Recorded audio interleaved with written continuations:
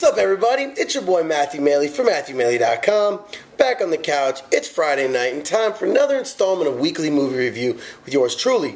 I really feel like I should have a graphic. Just go, I know I've said that before, but I'm not good with Photoshop or doing anything like that. So anybody out there, if you're watching right now, you're good with some type of video editor and you want to put a little graphic that pops up right there, even with some little corny sound like da-da-da, some trumpets playing or something, that'd be cool. And we'll see how it looks. And I'll give you a shout out. So if you do that, send it over to me. You'd be awesome. You'd be helping a brother out. So anyway, I digress. So this week I reviewed a new release, that of Bridesmaids. Sorry, there's an S on there. Starring Kristen Wiig, Maya Rudolph, Chris O'Dowd, as well as a cameo by Terry Crews, and actually a pretty long part by John Hamm, but he's actually not even credited for it, which is kind of, weird and surprising, which I don't know if that means that he was so unhappy with how the movie turned out he told him not to put his name on it, or what, because he's a pretty big star. I mean, he was, he's huge on Mad Men. He had a pretty awesome role in The Town, and he's a pretty good actor, so I'm confused as to why they wouldn't have had that, but movie follows, well, as it says, Bridesmaids. Maya Rudolph is getting engaged. Well, let's digress. Kristen Wiig is actually the star of the movie, who is going through some rough times from issues monetarily with her venture that she tried to open. She's a baker, tried to open a bakery, to boyfriend troubles. Said boyfriend leaves when bakery closes. Just generally in a rut, all the stereotypical, has a crappy car, has an overbearing mom, has a best friend who has everything, no boyfriend, bad roommates, whatever.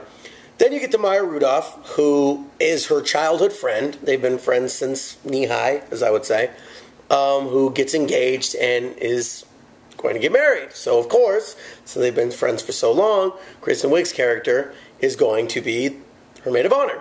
A little funny aside, Kristen Wiig's character is named Annie Walker, which, if anybody out there watches Covert Affairs on USA, which I, used to be really into. First season was way better than the second season. But that's actually her name on there as well, the Piper Parabos character. So it's kind of weird. Anyway, digress. Sorry, you know how I do sometimes. I get off on little tangents. But, and it really focuses then on the issues and everything that goes wrong. Now, first off, anybody who's seen the previews for this movie, they really make it out as though this is a women's hangover. That this is going to be taking place in Vegas, that they're going to be getting all kinds of crazy stuff in Vegas, and essentially they're going to tear up Vegas like the Wolfpack did. Well, this isn't even a spoiler alert, but they don't even get to Vegas. So, very good editing there to make me think that, and other people, because I've actually talked to a few people about it, and everybody thought that it took place in Vegas. Thought that it was actually about their bachelorette party. All it really is just a bad rom-com trying to capitalize on the gross-out genre, thanks to Judd Apatow, who actually is also a producer on the movie. Now, if you are familiar with Kristen Wiig or saw Knocked Up and saw her character in that, you pretty much saw this movie, because every single line that's delivered by Kristen Wiig is done with the same awkward, uncomfortable kind of a pause, and then she'll say something. Everything in the entire movie is like that.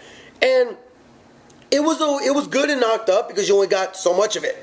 It's even a little bit funny in the beginning here, but it just runs so thin after you sat for 2 hours. Yes, Bridesmaids is a 2-hour-long movie, in fact, over 2 hours. It just runs so thin, and it just feels like they took every stereotype from every little thing. They've got, of the bridesmaids themselves, they've got the one who's been married and isn't happy in a relationship, so she's over sexually explicit with everything, and she has to go to Vegas because she needs to have memories to think about when she has to have sex with her husband. And then you have the cute, innocent, just got married, only ever been with one man, redhead, which is really funny because literally she even looks like the same character from Forgetting Sarah Marshall, which, if you haven't seen that, that's a great movie. But the redhead, who's just getting married, who's not very sexually experienced, it might even be the same character who played her. I mean, they are identical. They are written identically. And what doesn't make sense about even of those two characters is they go into the fact that her character is very sexually inexperienced and only been with one person and this and that, and the other character goes into how she's had tons of sex and done all these things, but there's no point to it.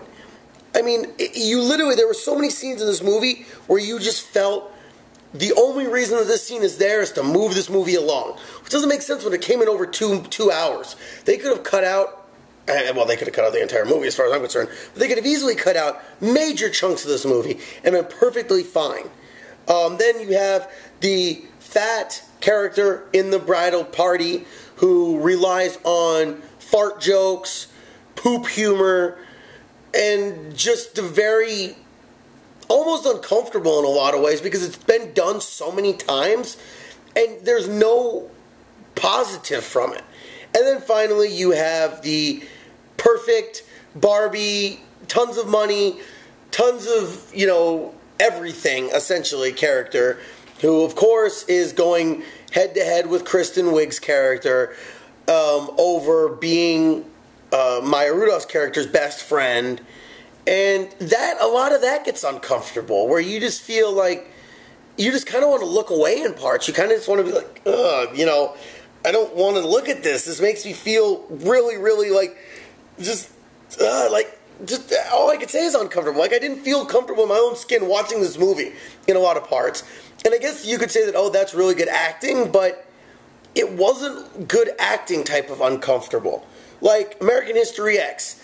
There's a shower scene in there with Edward Norton and then some subsequent scenes where I felt incredibly uncomfortable, where I didn't really want to watch the rest of the movie, but that was because it was so well acted.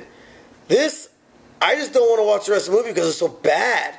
Literally, the best scene in the entire movie was a scene when they're trying on dresses and it falls back to nothing more than very, very crude, vile bathroom humor.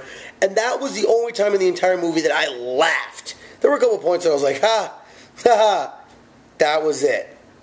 And so many of the scenes felt like they went on so long. There's a scene later on in the movie when Kristen Wiig's character is trying to get the attention of this cop. It went on so incessantly long, it was ridiculous. Same thing with scenes on the airplane when they're going to Vegas. Again, they never even get to Vegas. They make it out like it's all about the bachelorette party, all about the bridal shower. That's what they make it out to be. And they never even get to Vegas. Seriously, I mean, congrats to the marketing team. You guys got $1 from me. Actually, no, you didn't. I borrowed the movie. So you didn't get any money from me, thankfully. But I'm sure you got some money from a lot of people based on how you edited it, making it seem like it was a female's version of The Hangover. And I needed to apologize. I'm looking at my phone here for a specific reason. I would like to personally call out Tom Long from the Detroit News for saying that this was the funniest comedy of the year. I'm looking at you, Tom. Have you not watched any other comedies this year? Have you never watched any comedies, period? Because I admit it, Hangover 2 was crap, and Hangover 2 looks like it was as good as the original compared to this pile of sludge. Ugh. So, Tom Long, go watch some comedies. Go watch some movies and actually see what constitutes humor. Because having Kristen Wiig give very awkward lines, Maya Rudolph mail in her performance, and then a bunch of crap and fart and puke jokes. Oh, and of course, a very obscene sex, because why wouldn't you have that? That's really, maybe that's why they uncredited, why they didn't give John Hamm any credit, because all we did the entire time is just have sex. I don't know. And then, and even better, to continue the stereotype of a fat woman, they have her in a sex scene involving food. Because why wouldn't you do that, right? It's just so over the top with every single thing. This was the biggest paint-by-numbers comedy, and I'm okay with that. Some comedies are that. They're just, you know, Hollywood's paint by numbers, insert this character, I get that. But at least do it well. You know what I mean? I'm fine if you give me the canned stereotype of a comedy. I'm cool with that. I get it. That's sometimes what happens. Writers can't come up with new stuff all the time. But at least make it good. At least make it watchable. I would not sit through that movie again if somebody paid me. Legitimately. It was horrible. This is officially the worst movie I've reviewed for Weekly Movie Review. I give it 1 star. And that's being generous. Again, some people had to like it. It's got like a 7.4 stars out of 10 on IMDb. I don't know how. But apparently, some people liked it. I wouldn't tell you to watch it if it was on TV. Don't rent it. Don't on-demand it. Don't Redbox it. Don't Blockbuster Express it. Don't download the torrent and illegally watch it. Don't buy it from a bootleg dude. Seriously. Don't even give him the money for it. Even though it's not even going to the studio. Don't even give him the money. It's that bad, in my opinion. So, let me know if you guys liked it. Did you guys think I'm way off base and thought it was the Female Hangover? And if so, please tell me why you think that. I'm very curious. Send me a response video or something. I personally thought it was atrocious. Like I said, I would not sit through it again if I was paid. So, once again, Matthew Maley from MatthewMaley.com. Friday night on the couch. And another weekly movie review. This week, we reviewed Bridesmaids. 1 star. It's crap-ola. Let's go over my scale again. It's out of 5 stars. 5 stars, classic. 4 stars, really good. I'm probably going to put it in my collection. 3 stars is an average movie. I say 3.5 a lot. That's a good movie. 2 stars is bad. 1 is a bomb. 1 means take the disc, throw it up in the air, and shoot at it. Use it for skeet. Anything. Throw it as a frisbee for your puppy. Use it as a coaster for a drink. You'd be getting better use out of it than sitting through that pile of sludge. I have been told that there was a funny deleted scene with Paul Rudd, but the movie was already over 2 hours, so they kind of chopped that out of it. But apparently that was funny. I don't know. As soon as I got done with the movie, I wanted to get it out of my DVD player before it like blew up my computer. It was that bad. So let me know what you guys think. If you liked it, if you hated it, if you think I'm completely off base, tell me. I'm curious. And, you know, I just like hearing back from everybody. So, as always, if you're up on YouTube, I really would appreciate it if you subscribe to my channel, if you like this video, and if you throw me a comment, that'd be really cool. And while you're at it, rewatch it a couple times. Even if you want to cheat the views, you know, skip to the end and let it click, I'm cool with that too. I don't personally cheat my own views on here, but if people want to, I wouldn't say no. Of course, if you're up on Facebook, like me at Matthew Maley Poker. I appreciate that. I got a couple new likes lately. Been getting back up on there a lot. On Twitter, follow me at Matthew Maley. I'll follow back everybody. I apologize if it takes me a little while to follow you back, but I will. I will get up there. I don't log on to Twitter much unless I'm on my phone, and I'm not smart enough to figure out how to follow people on Twitter off of my phone. Well, I did, but not, well, it's a long story, never mind. And of course, check me out at MatthewMaley.com. I think we're finally ironing out the bugs on this website, and if it doesn't work this time, we're just going to scrap the website and start from scratch. So, but until then, keep checking out my videos, and thank you again, everybody, for the support. Hope everybody has a great weekend, and stay tuned to more videos. Peace out, y'all.